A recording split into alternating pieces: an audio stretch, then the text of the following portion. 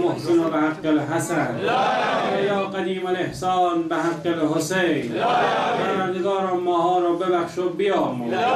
پروردگارا به ما توفیق عبادت و اطاعت و بندگی در راه خودت عنایت بفرما. پروردگارا در هر خانه‌ای که مریض و مریضه است از ساعه شفای عاجل عنایت بفرما. پروردگارا عزیزانی که در کمپ‌ها و زندان‌ها هستند به حق موسی بن جعفر سبب آزادیشان را عنایت بفرما. جمله مسافرین اسلام بی خطر بگردان. موعد مشروعه این جمع را برآورده ختم به خیر بگردان. پروردگارا در هر کجایی که چنین مجالسی از شاعر اسلامی برپا میشد به حق سید شهدا در راه چنین مراسماتی ثابت قدم و پایدار بگردان. عاقب همه ما را ختم به خیر بفرما. رحمتک یا ارحم الراحمین.